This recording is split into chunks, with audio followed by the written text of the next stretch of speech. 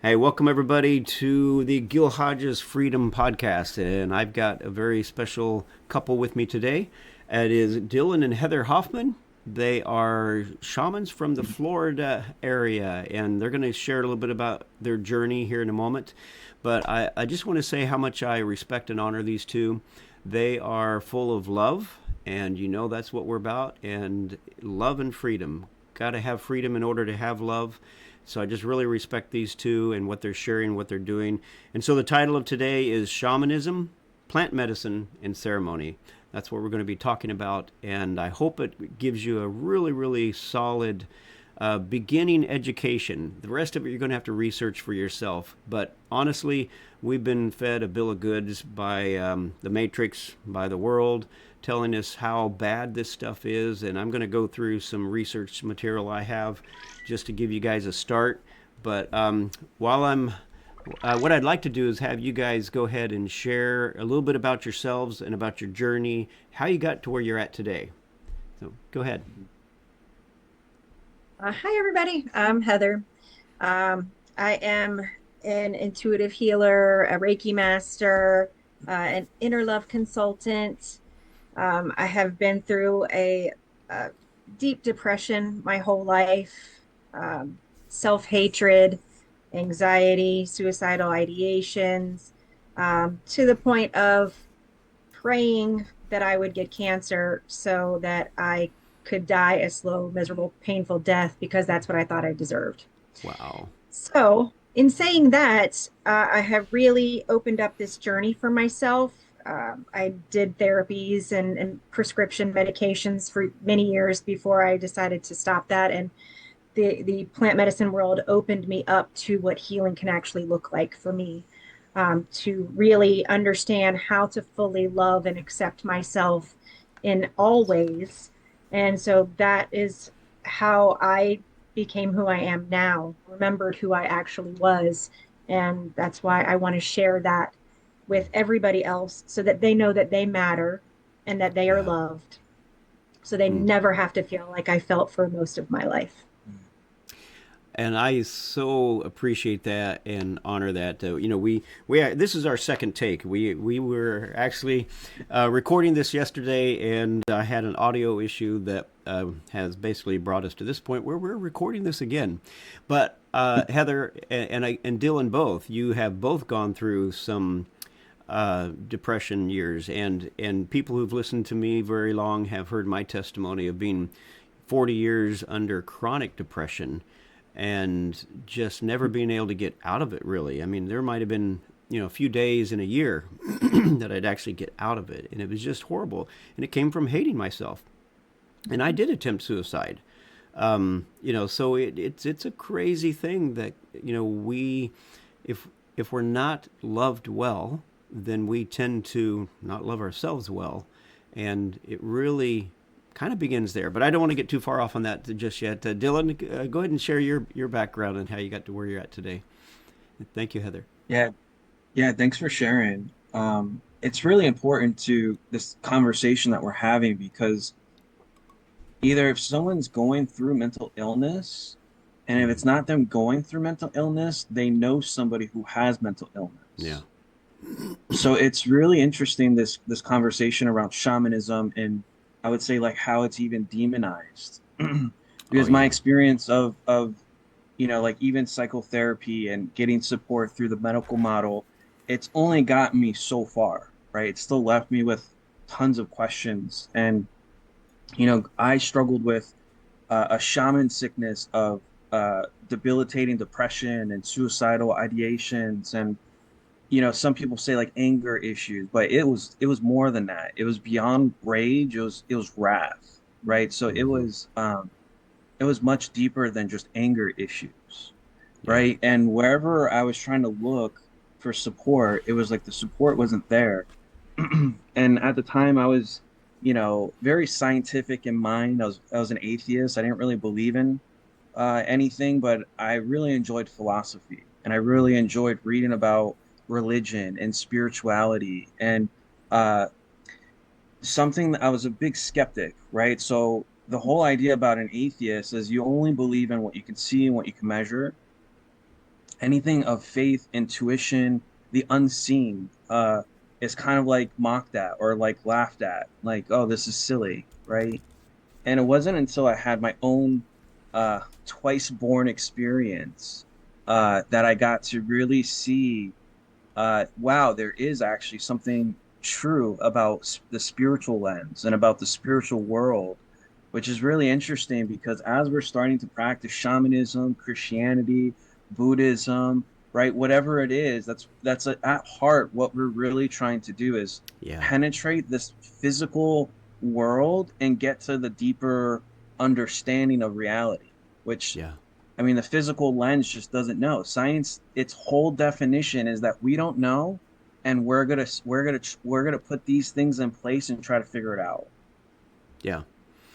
And I feel the spirituality, like shamanism, it really teaches you about yourself. It teaches you about how the mind functions and how the universe even functions, which is a lot of what the Bible talks about. And I think what a lot of us who feel stuck or depressed or lonely or isolated, we just don't understand the mechanisms of how we function. How Yeah. we can find the harmony in the all. Say that again, Heather. How we can find the harmony in the all. Yeah. And I started as a conservative, a pastor in a conservative denomination, and just following my heart after God led me through out of that conservative group into eventually the charismatic movement, and then into the mystic movement, and it has just continued to flow into a state and a place where now I'm creating this eco village here in Mississippi, where what I'm looking for are I want the best of the best in the sense that I want people who know how to have conversation, and without having to win an argument, but be able to share their viewpoints, and not have somebody come back at them and tell them they're wrong, because I know that God showed up. I mean, I am thoroughly convinced that God showed up in every culture to every people on the planet. He's still showing up to every person on the planet. And, however you view him, I feel if you view him as love, then you're on the right track. And that's the main thing. And that love, that God of love has your best in mind. He loves you and he I mean, I has your believe best in mind. that was a big part of what Jesus was sharing was Yeah. that love your neighbor. He didn't say love your doctrine, love your church, love your body. He didn't really say any of that. He said love your neighbor. Yeah, well, and the next section of that is love your neighbor as yourself. And in the Sure. church, we've almost been taught that you need to put everybody else first, and God first, others, and then you. And in reality, if you don't love yourself well, there's no way you're going to honestly, authentically love others. And that's a big piece that's been bypassed. And I can guarantee you two are testimonies of it as I am as well. When you learn to love yourself well, and it's not narcissism. When you love yourself well, humility actually begins to grow. When we Yeah. love ourselves well as God loves us, we just understand who we are in him, and it's an honor, it's a privilege, it's wow. Yeah. And it's like, I wow, I'm mean, pretty awesome. yeah. When you're filled with love, it just naturally spills Yeah. out to everything and everyone around you. Yeah, But you absolutely. hit the nail on the head too around humility, walking with Hmm. humility, with devotion. Because I mean, whether it's a shamanism, a plant medicine, a ceremony, or a Christian background or a Buddhist background, humility becomes a huge part of how we even receive light or how we even bask in light. So I Yeah, think too, uh, how we start to remove the blocks to the presence of love's awareness or to even truth even, right? I yeah, think that's a lot of what a lot of us are trying to do in our practices and why we follow whatever we're following. And I think it's really important to see where there's more similarities instead of differences. yeah, absolutely. 100%. And that's what I love, because I do have an online community called The Gathering where we've all basically learned to come together and share different viewpoints. And I would love to have even more viewpoints. I'd love to have Buddhist and even atheist. The Yep. three things I look for are that people can love, that they have love, joy, and peace, that they're looking for those things, they're seeking those things, and they can have conversation from those platforms, so to speak. And that when we come together, we it's like here's the topic. Today's topic is this, but then we get a perspective from the Buddhist, we get a perspective from the atheist, we get a perspective from the Christian, and none of us are trying to say the other is wrong. We're simply sharing, well, this is what I believe, and we have the maturity to just be able to share it and to bless others with this is what I think and what I know, and then to be blessed by hearing what others think and what they feel like they know. And we're all just walking a journey together. We're all just learning. And if we think we know it all, Yeah. yeah, it's going to go well. Well, It's not going to go well. I love that you're sharing that because a couple years back we had this ceremony with an Orthodox Jew, and the Orthodox Jew had a lot of issues around the shamanism and some of our prayers and like right some of the structure and how we do things. So we made some adjustments, right? We fit it more towards what felt comfortable for him. And when we're actually in the entheogenic experience, it got to this point where he looked at me and he's like, "Oh my gosh!" He's like, all those adjustments, all those things." He was like, "I was nitpicking." He's like, "It doesn't really even matter." He's And like, that, "None of that even actually mattered." He's like, "What really matters is like this," and he's like pointing at the connection and the brotherhood and the sisterhood and the right the healing of being in the oneness of everything, right? So it was like amen. all those Yeah. restrictions kind of blended into wow, look at this harmony that could be here, Yeah. instead of like the differences and the I could tell he was even judging or demonizing some of Yeah. the things that we do in shamanism. And when we got into the actual space of seeing altered traits, how to actually show up in love in his life, it was like all that other stuff just kind of faded Uh-huh. away. Well, I want to get to the plant medicines and talk about the ego in just a moment. But before we do that, let's go ahead and look at shamanism. And as shaman, what do you feel like your highest purpose is? What are you doing? What's a shaman do? It's a great question. So the whole idea of shamanism, at least from my practice, is really about how do you restore harmony and how do you restore balance. And through this, there's different techniques that a shaman does, like one going into altered states of consciousness, one going into what they call as a trance. And there's different ways of doing this. Like it's not just through plant medicines, it could be through chanting, breath work, singing, humming, right? Like drumming work, right? Rattles, jaw harps. It could be through bells, right? There's so many different ways on how a shaman will enter these altered states of consciousness, right? So this is the first thing, is to be able to go into this trance state. And then the second thing is now that we're going into this trance state, like what are we doing there? And usually the idea is to connect with spirit or spirits. They could be ancestral spirits, they could be angel spirits, they could be elemental spirits, they could be right anything that's in alignment with whatever the practice is doing and what you're intending to bring forth, which is Yeah. like what they say bringing forth could be some sense of power, right? If there's a sense of power loss, it could be what they call the power retrieval. Okay. And in this power retrieval, as you reclaim these empowerments, the idea is then you could do what's called a soul retrieval, which a soul retrieval is when maybe there's a fracture in our sense of self, right? Like Mm-hmm. seeing ourselves as the Christ, maybe we like now we see ourselves as unworthy, right? So Uh-huh. there's a split in the soul, the self, the sense of self that then we can go into these altered states, bring our allies, our spiritual allies with us, and then go and retrieve these soul parts, right? Whether it's the Christ we're Interesting. calling forth, Mary Magdalene we're calling forth, or sometimes they have like power animals that we might come across, which could be like Yeah. an owl, a jaguar, a lion, uh, right? Things like this could even show up in the space. And all of those represent something else, some other type of power or strength that you need in that time or for what you're doing. Yeah. I like Yeah, that. and it's the same with when you go through a ceremony too, or even when you go throughout your day and you're doing prayer, for instance, right? The whole idea is to invoke a certain kind of energy to support work through whatever's coming up or whatever's coming through, or right, how to extend gratitude in maybe a space that has a lot of pain, Yeah. right? Yeah. Yeah, one of the things that we recognized early on and that I, began to speak out against is how often, and we all do this, I imagine, and I hope that we get better at not doing it. But stepping into, what I would call negative witchcraft. Negative witchcraft, where you're getting into that space where you're trying to now manipulate someone else's choices. And Yeah. I don't believe that even God does that. Yeah, in our belief system, in the inner sanctum, in the inner kingdom, he doesn't go in there and say, "You're not believing right, let me fix you." He doesn't do that. Now, will he use outside circumstances to kind of guide us and get us where he wants us? I think he does that probably all the time. But we still, in the end, have to make the choice. We get the final say in terms of how we're going to respond all the time. That is our choice.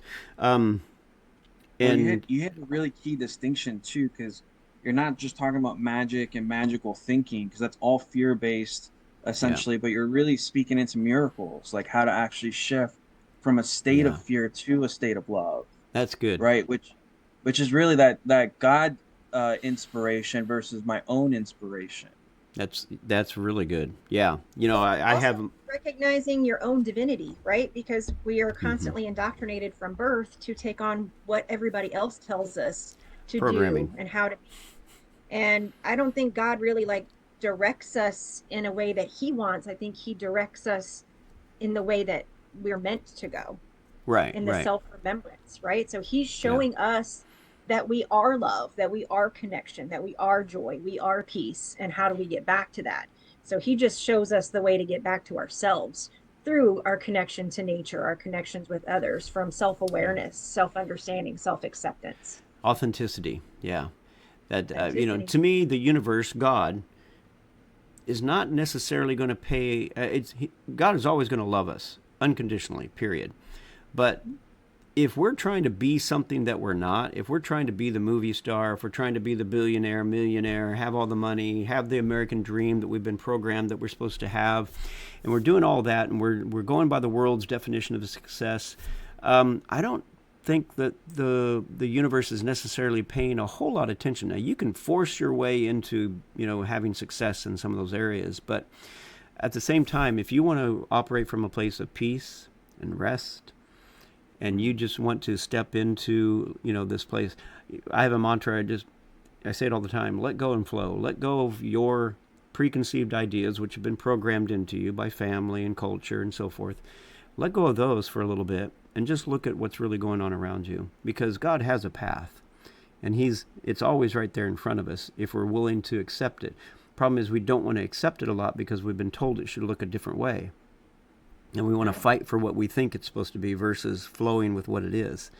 And it's such a beautiful way to live, just to flow with what God's doing. Yeah, they say let go, let God. Mm-hmm. Mm-hmm. Yeah. Yeah, but also too, that means we would have to shift from human doers to human being, Yep. which is really why I appreciate the entheogens done in this type of container, because it does help consecrate the space in such a way where you're not actually caught up in magical thinking or magical fantasies. You're actually invoking revelation and miracles into the space. I love that. With reverence, with right mindset, with right intention, right preparation. That's the whole idea, is how to use this space to consecrate miracles. Removing the ego and illuminating Yeah. truth, your truth. So And that's the truth where I is want to. that there's a dance of it. It's Yeah. you dance in the space between the ego and then actually how to. I mean, we call it like laying down the ego so then spirit can come through. Yeah, so I want to segue into that, and I want to just share really quick. We're going to go a whole lot deeper. This first half hour just flying by again. We're already 20 minutes into it. But Shoot. down below, you can see if you want to see the full show. So there'll be another half hour after this one. Go to gilhodgesfreedom.com and look for the deeper dive there. And so I wanted to share this, and I don't know if I've shared this publicly. I know I've not hidden it. If people ask me, I'm pretty sure I've shared it on another show. But from the time I graduated high school, never drank really because I just didn't like it. Got into military, I drank 5 times. Got so drunk a couple times that I'm like, I'm done. This is stupid. I don't want to do this anymore. I don't like the taste of alcohol, so I stopped. Didn't drink or do anything again until 50. Now, about 10 years ago is when I started my journey of self-discovery and finally came into that place where, like, wait a minute, I can love myself. And because before that, I loathed myself, couldn't stand myself. And so as I started going into that, it just opened up a whole new world to me. And I did start to look at it. It's like, I want to know if there's anything to these plant medicines, psychedelics, that if there's anything to these that would help me get closer to God. Now, at the time, I'd already started entering into meditation, and in my meditations, man, I can go places in the meditations. I found I do very well at leading people in meditations to find peace and to find the joy and just to be able to rest and get their nervous systems calmed down. And so I see sacred geometry, geometric shapes, and all kinds of crazy stuff. I see other worlds. I see, you name it, in meditation. And so I was thinking, if I tried the psychedelics, it's just going to take it to a whole new level. Well, and I've tried a lot of different things. For me, the marijuana, weed, I still can't stand it. It has never done anything for me.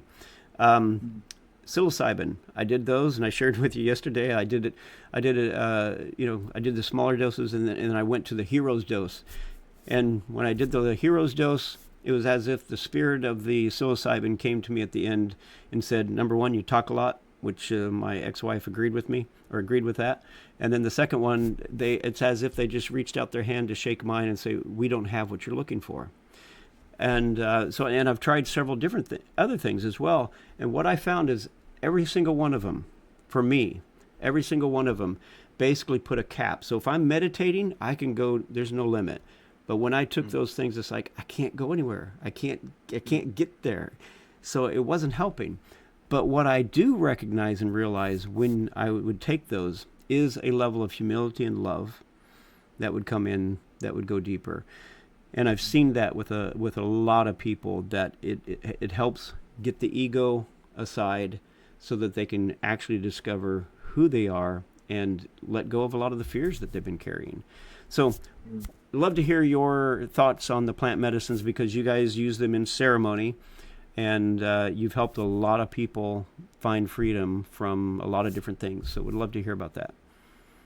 Yeah, there's so many different sacraments too. So what's beautiful about the spirit of each sacrament is that each person will go through their own seasons, right? So sometimes maybe a catalyst doesn't have any medicine or anything to share, but maybe in like 5 years, you're in a different space where now you're having that call for it.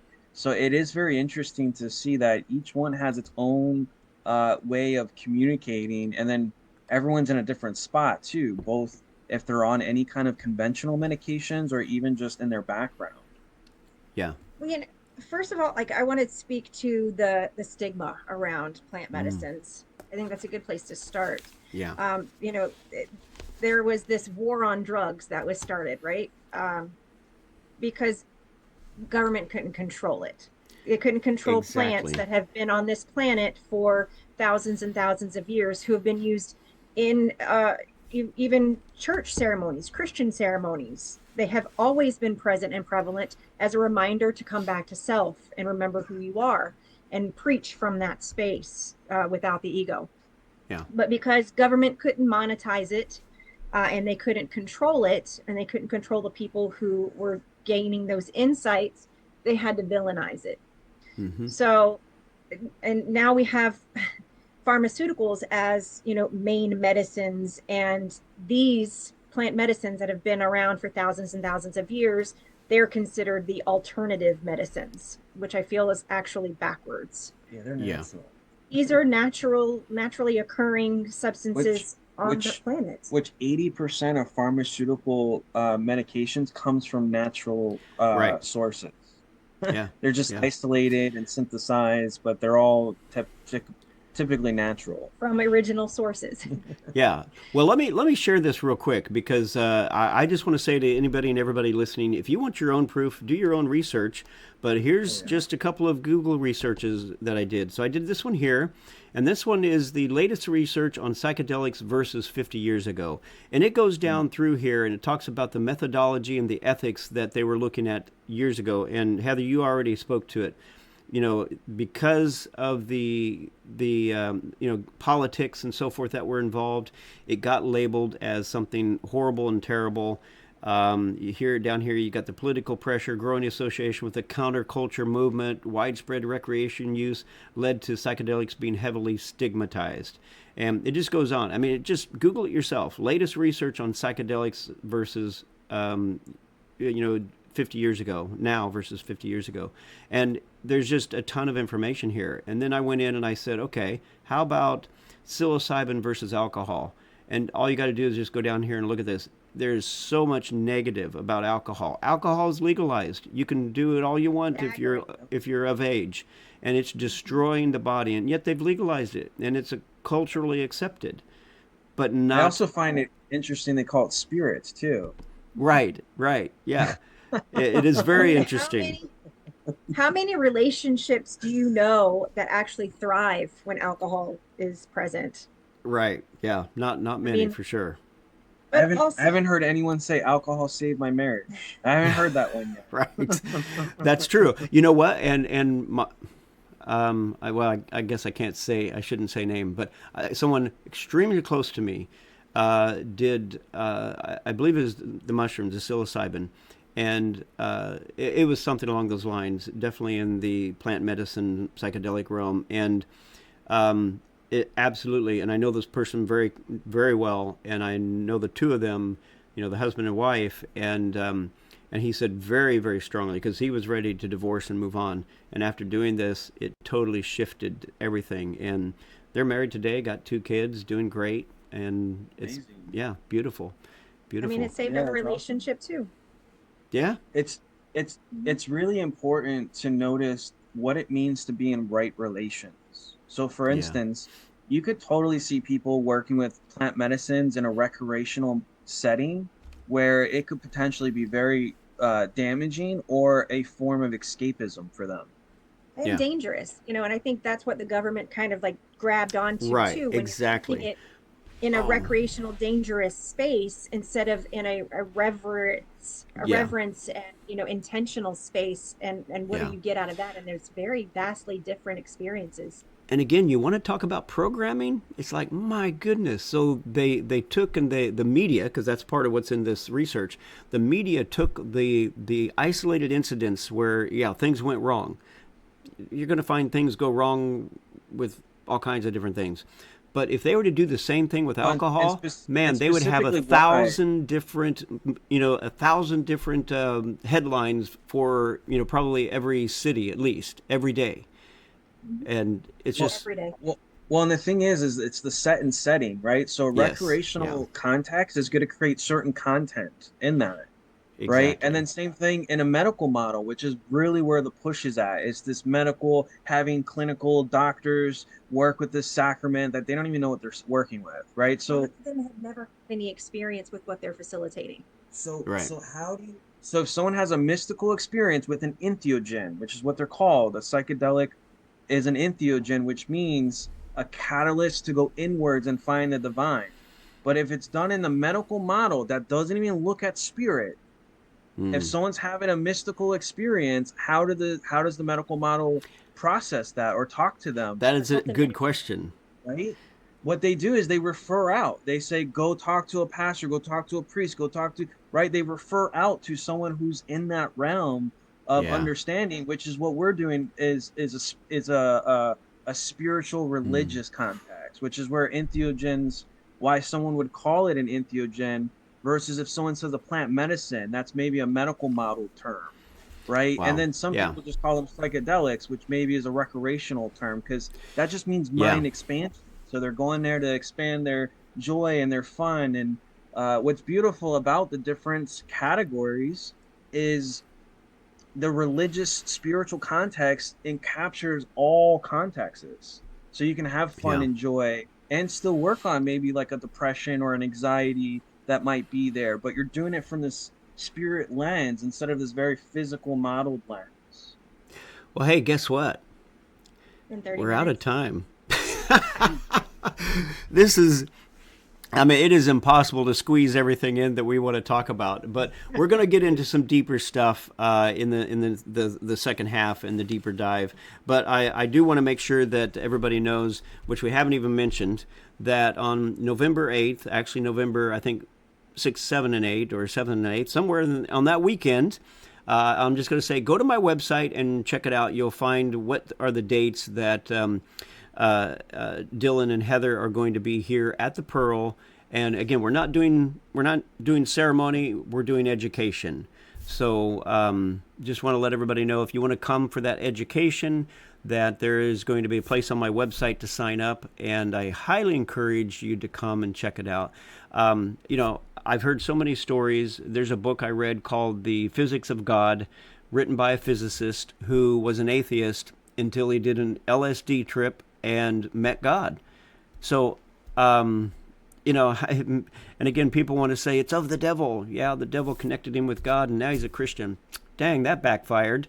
Uh, Bill W was a big advocate for LSD as well. That he wanted that to be his 13th step after you go through the 12 steps. that's right. You Alcoholism. sent Yeah, that interview to don't me. take my word for it. Go look it up and do your own Hmm. research. It's a really Yeah. interesting phenomena that was going on back in the 60s. Well, and then I don't know how recent this was, but I shared with you a video with Robert F. Kennedy, and Mm. his experience with, not his own experience, but just him recognizing the significance of the experience of using the entheogens to get people past addictions and fears and PTSD and all these other things that the medical facilities aren't really able to do much with, but they're getting tremendous results using Well, the plant medicines. well, what's interesting because their mantra was the antithesis, the healing to addiction was sobriety. This is what they would teach. But Mm. what we're now learning is that the healing to addiction is connection, which is what the plant medicines provide, is a space of And connection, that deep, deep reverence connection.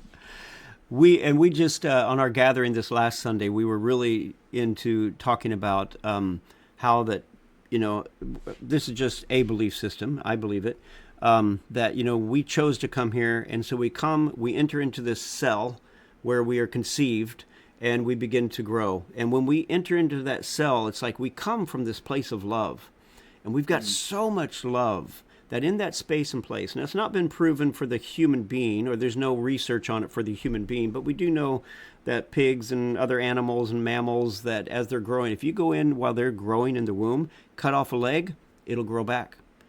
Mm. So, I mean, it's just assumed that it would be the same with a human. And, I don't know all the dynamics of that, but just the idea that we're so connected to love at that point that we're able to just, the body just it heals itself, it regenerates itself. And so if we can reconnect to that love, then the body, I believe, will begin to heal itself There are miracles like that all the all the time. time. And what's so fascinating too is that some people don't even need to believe that. All you have to do is set up the conditions for a direct experience and then let your direct experience tell your beliefs otherwise. I love that. That's so good. So good. Well, Dillyn and Heather, thank you so much. Again, if anybody wants to see the second half, where we're going to dive into some more specifics, go over to gilhodgesfreedom.com and check it out there. If you're a member there, then you get access to all of the behind the scenes and deeper dives. So this has been good. It's been great. I honor you too. I love the journey you're on and what you're doing for people. Thank you. Thank you. Appreciate you.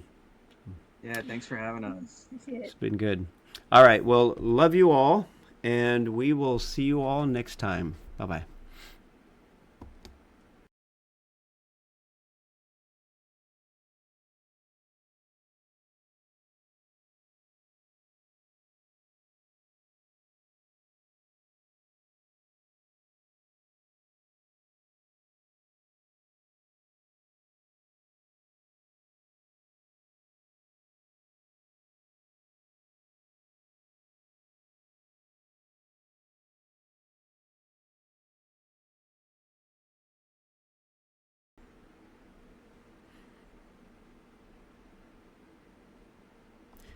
All right, so we're back for the second half, the deeper dive.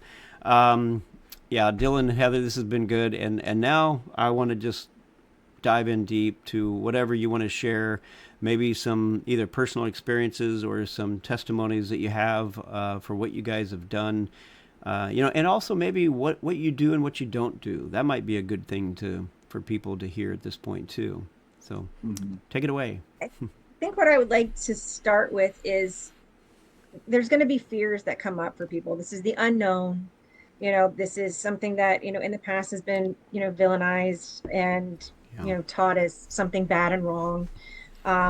What we really focus on is education and preparation, especially. Um, when people can do their homework, they can feel into, our hearts and what we're sharing and what the sacraments, the potential there, right? The possibility, the fears tend to subside. So Yeah. that's what we like to focus on. We do the whole Yeah. thing from start to finish. There's a lot of facilitators that don't do integration, that don't prepare people, and we notice that doesn't always lead to like the most full experience where people can get the most value for themselves out of their journey. So the preparation Hmm. and the preparation is really big for creating safety, and that's always going to be like our number one priority in this space. Safety, trust, rapport. Mhm. Because the thing is people who have defenses or walls up, it's usually because things are moving too fast or there's too much going on and moving too fast. So the Yeah. idea of the preparation is to inform yourself in such a way that when it comes to the initiation, the actual ceremony, you can rest throughout the Hmm. process, right? Which Yeah. is another five. So the prep is 5% of the work, and then the initiation is 5%, but we spend probably 90% talking about the initiation. Hmm. And then the other 90% of the work is the integration, like what you do with those insights, the miracles, the revelations, and how do you bring those into your day to day. So that way, ceremony is not just a one event, ceremony becomes a lifestyle. I love it. Yeah. Yeah. No, it's good. It's good. Now, what kind of entheogens do you actually work with, and what might you be bringing in the future? We have a really wide variety, actually. We like to work with hearts, especially with new people. That also helps with a little bit of the fear factor as well. It helps you to be able to relax and allow things to unfold for yourself, the self remembrance. We have several different catalysts that we use, sacraments that we use in those spaces. Dylan can share more about the medicine wheel too, but um, yeah, mostly hearts, spirits. We also have some that are hybrids of all of those too. You want to talk about the medicine wheel? I think that's probably more informative, more Yeah, comprehensive. yeah. So for people who don't know what a medicine wheel is, this is generally from animistic culture or animistic practices.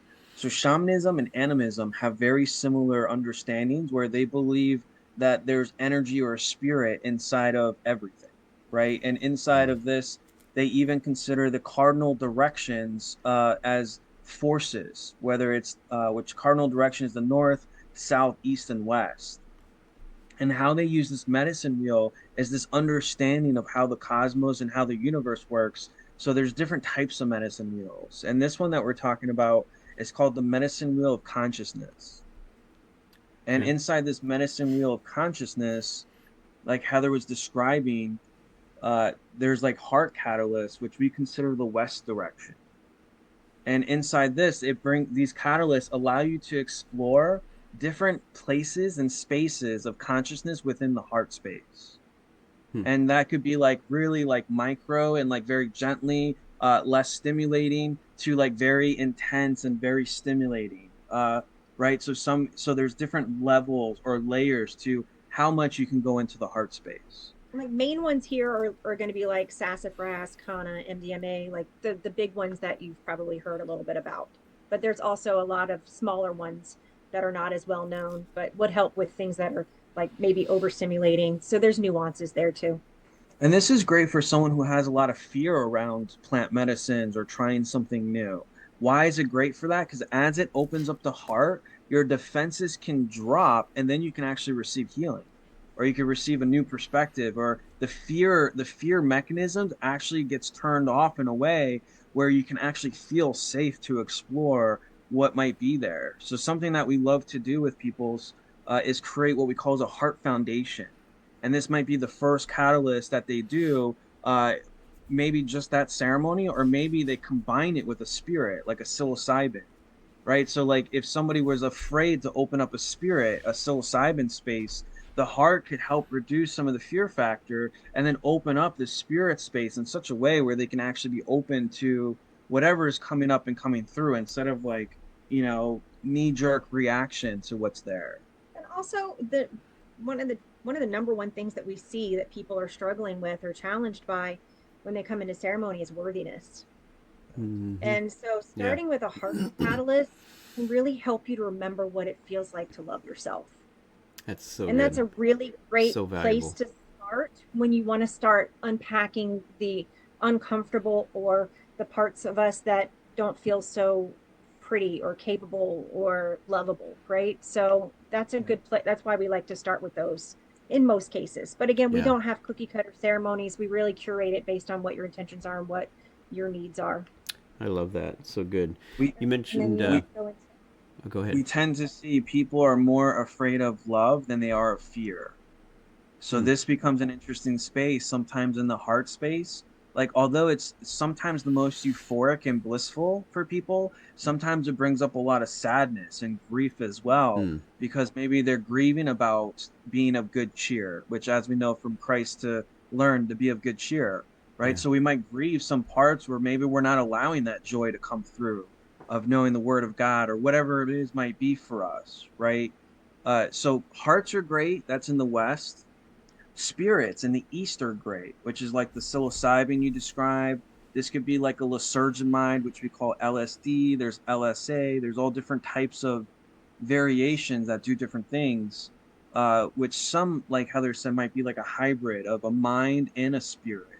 Hmm. So some mind catalysts we consider like, um, we have this. I know that you guys aren't going to know the names of it if I said them, because they're labeled things where we know them, but um, they facilitate similar, like a an MAOI, which is a body catalyst. But the way that it functions the mind is it has you really see how you correlate stories or narratives, right? So some of these catalysts in this wheel between the heart, the body, which is in the south, the spirit that's in the east, and then the mind that's in the north. It allows you to go into this realm of consciousness in all these different spaces.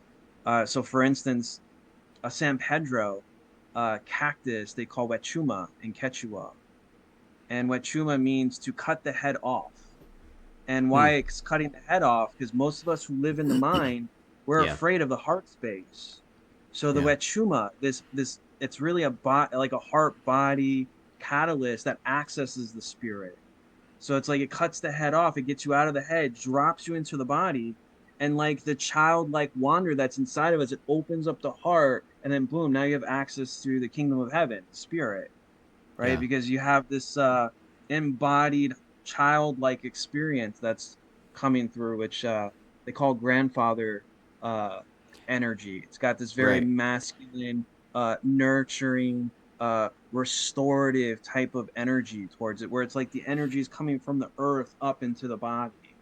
Where maybe like psilocybin is like the energy is coming from the sky down, which is like a very feminine force. you can feel So, very king. ayahuasca is known as the grandmother, and San Pedro known as the grandfather. Is that correct? Correct. Also, Yeah. peyote is another Peyote. cactus Yeah. that's also grandfather. So San Yeah. Pedro is a gentle grandfather. Peyote is more of like a warrior type grandfather, like a Kick your more of a butt. strict type energy. Well, they consider it blasting your heart with light. Yeah. So it's Huh. different than the San Pedro. The San Pedro is very gentle with nurturing the light, stoking the light, like a little amber that's flaming and getting bigger and bigger. The peyote is like, it's like, no, you got to have a lot of light. Oh, And then okay. So, ayahuasca is like a body and spirit. Why it's a body and spirit?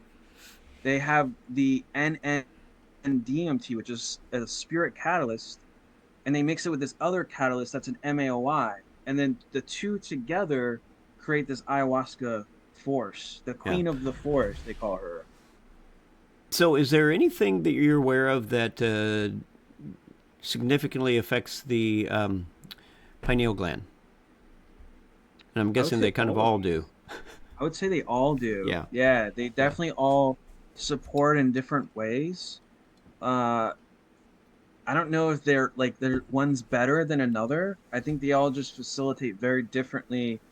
They have like themes or like energetic expressions, if you will. They have Yeah. an So inner wisdom so of in themselves. so inside how they teach the human, right, about all of their different layers. We have like our mental layer, our psychology, our psyche layer. We have our spirit layer, an emotional layer, an energetic layer, right? We have all these layers within ourselves, and each sacrament has its own way of how it facilitates through these layers of ourselves and Yeah. how it teaches about the different themes that life offers us, Yeah. like life and death and rebirth, or right, like closing and openings of seasons and cycles, right? And a lot of us who feel stuck or stagnant, it's not that we're we're really stuck. It's that we just forgotten the cycle or the season that we're in, or how to Mm-hmm. actually facilitate that cycle or season. And that's what these natural remedies really are great with, is how to get us back into our natural rhythm. That's why Good. we really curate these with you, because that's the difference between like doing something recreationally and actually being guided, because you might not understand what's happening to you, but we do. Yeah. So we work with you so we can help you to understand what's coming up for you so that you can move through it. So like somebody might need a body because they a body a sacrament because maybe they had a childhood trauma where they ejected from their body and their body doesn't feel safe. Hmm. So then we would bring that into the space and help people to work through that to find safety in the body again, and what that could look like and how they can bring that into their lives after ceremony too. So we can mix and match a lot of things, but we really want to prepare and educate so that they understand what it is they're going to get out of the experience too. Which is So something I would like you to cover is a little bit of your intake process with so yeah. people feel comfortable and know what to expect a little bit. Yeah, that's a great question. So really simply, that ceremony or this process is broken down in three phases: the preparation, the actual initiation, and the integration. And what we do in the prep, especially around our intakes, and we ask a lot of questions, which I recommend when you're filling out the intake to really like make a nice cup of tea, a cup of coffee, to really give yourself space to be with the questions, because sometimes they might bring some stuff up, and to just really answer as honestly as possible. The more information that's shared, the easier it is for us to be like an impeccable guide for you And keep safety in the and to space. keep safety in the space. And Yeah. these questions are both going through medical things, background, like how your history is maybe with your mom and your dad, right? It's going into some pretty personal things. But why we go into that is so then when we're in the session, let's say some of that stuff comes up, we have an intention, we want to work on something, but maybe some stuff shows up that we didn't want to work on, but it's relevant to that intention. This is a lot of what we're doing, is we're both making connections to see why that's showing up in this way, but also too on how to go deeper through processing whatever that might be for Yeah. somebody. So in the intake, uh, plus the preparation of the sacrament, plus we have a really good ear on, somebody came to us for psilocybin, and they were like, they've done a lot of research on psilocybin. And when we did the intake and we walked them through our process, it was like their soul was calling for the LSD. Hmm. And we told her this, and instead of going with our guidance, she wanted to just do this psilocybin, right? So she still did the psilocybin. She had her experience. It was great. And then the next time around, she was like, okay, I'm ready for the next ceremony. And again, we had the same calling. Oh, the LSD is what she wants. And she's like, okay, I'll try it this time. And she tried it that time. And since that time, she's like, I just want to do the LSD now. So this has been her like ongoing thing because of the results how long she was able to be in the space, and just like I said, what her soul was really calling for. But maybe her ego thought, no, I'm right about this. This is going to be it for me. So it's a little bit of both, right? It's like Yeah. listening to the guidance of the individual, because they have their own soul wisdom they're listening to, and then also to the guidance and that we're providing, because we might hear something a little bit differently. And it's like Yeah. this curation that we do with each other. So because she chose the psilocybin doesn't mean she's bad and wrong. Like, she got to experience exactly what she wanted to, right? Yeah. And then there's just more that in the medicine wheel of consciousness that she wanted to explore, and we're able to guide her in that direction. It's So good. like simply intake forms probably take about 30 to 45 minutes. We'll have several preparation calls with you beforehand because we want you to feel safe and build rapport so that you can drop defenses during the ceremony. Then we have the ceremony that takes the time that it takes, and we also curate that. It could be a few hours, it could be a day, it could be 2 days, 3 days, whatever. And then the integration, we do at least 2 follow-up 90-minute integration calls with people. And then like I said yesterday, but we're not in yesterday, we become a part of your support system moving forward. So even after those 2 integration calls, we still check in on you. You're still always available to access us whenever you need support, and we're always there for you too. That's good. Yeah, It's really good. and something too I want to add is that ceremony is not an end all be all magic bullet. Magic So pill. so there's something that I've noticed with new people where they have all these expectations, especially like, imagine somebody being in a state of suffering for so long, and they've done therapy, they've done this, they've done that, and nothing's been working. And now they're like, oh, let me try this pathway, right? So if that does show up for people, this is the biggest thing that I would suggest to work on, is how we see our expectations, and if we Mm. can manage those expectations in such a way that we can see with what we're receiving is part of our intention. We can trust that sometimes we get what we need, not necessarily what we want in these spaces. So That is so good. I usually tell people have no expectations coming to this work except for one, and that's expecting miracles. You can expect miracles a So 100%, but don't have any other. we have a phrase for that, or we call it expectancy versus expectation, because expectation kind of defines the end result that you want, versus having an expectancy where if I believe that God is good and God loves me and has my best in mind, then my expectancy just went infinitely wide and allows back to let go and flow. I can trust God that He's got something wonderful for me, because what we talk about and what I teach in my book Choice is, you got PEFs. There are preferences, expectations, feelings, and beliefs. Those are the Yeah. 4 things that we use these to put conditions on our happiness. And if they don't fit in our beliefs and expectations and feelings, then we will be unhappy. But the mature person gets to a place where, yes, I have my beliefs, my expectations, my feelings, my what was the other one, preferences. I have all those, but I'm able to let them go when I need to, because Absolutely. I want to be in a state of peace and joy, and I can let those go. And when we're letting those go, what are we really doing? We're giving it up to the Holy Spirit for a new interpretation. Yeah. Okay, here's what is, and with what is, what's so. Like, Yeah. what does this mean going forward? What is it for going forward? And this is a lot of what we do in the integration. That's why Uh, integration is so important, because if you don't it, understand what's happening, then you could write off the ceremony as, I didn't get what I wanted, I didn't get what I needed out of the ceremony. So that's why having skilled facilitators who understand what integration is like can help guide you into actually seeing the messages and the value and how it pertains to your intentions.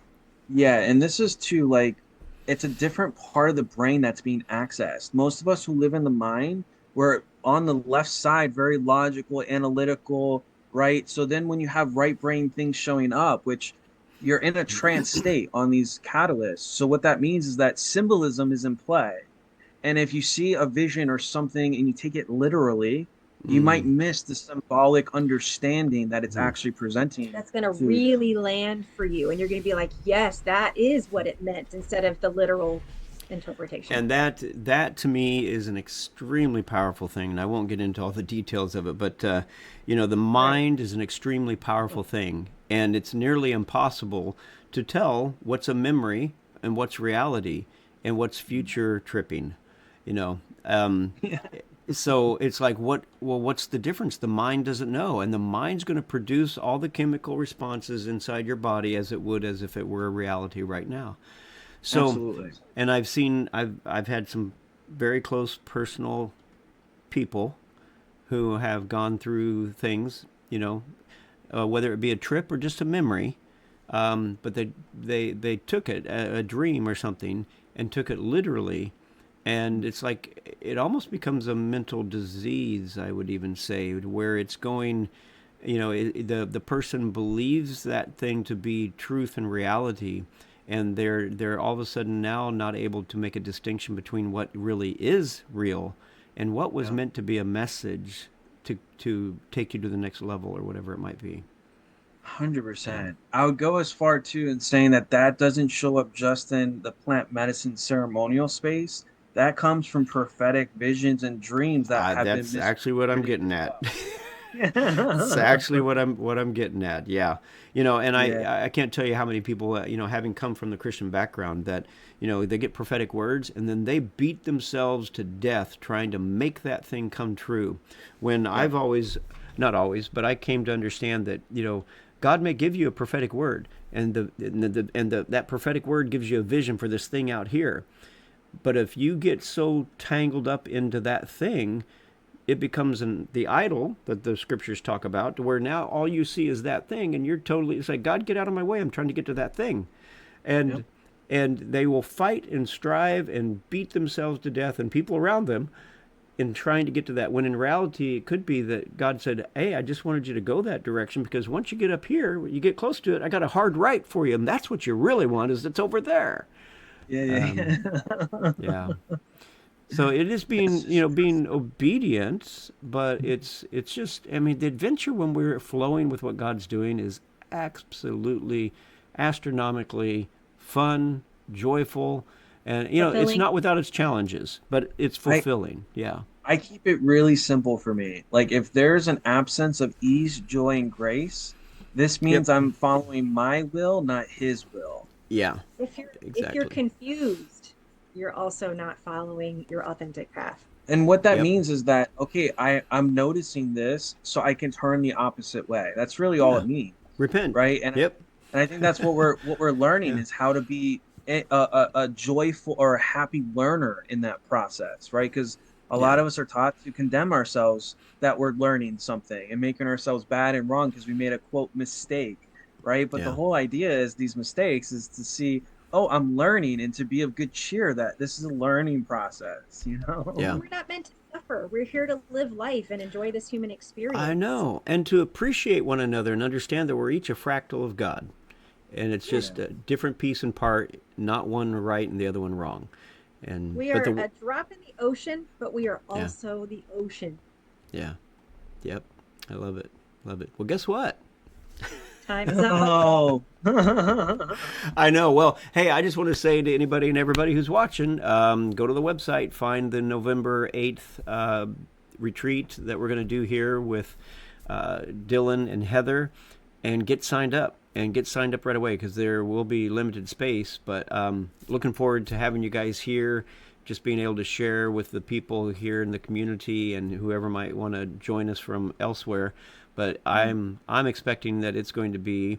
I have an expectation or an expectancy. Let me get that right. I have an expectancy that it's going to be off the charts. So looking I forward to I it. also I wanted to add one last thing around if Hmm. someone is open or they're opening to this idea, but you feel a little anxious or there might be some anxiety, that this is a totally normal part of the process. Ah, And usually yeah. when people start to think about ceremony, ceremony's already taking effect.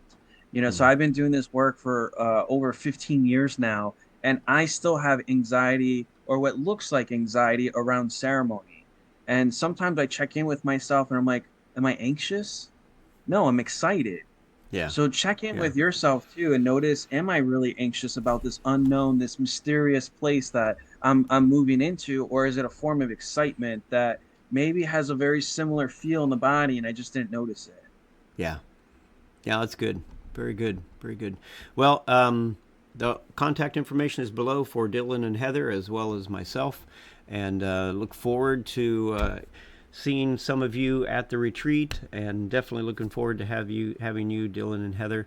Love you guys. Honor you for what you're doing, Yeah, and dude, thanks for appreciate it. having us. It's Thank been you. good. Appreciate it. Love you. Been good. All right. Love you all. Take care. We'll see you next time. Bye bye.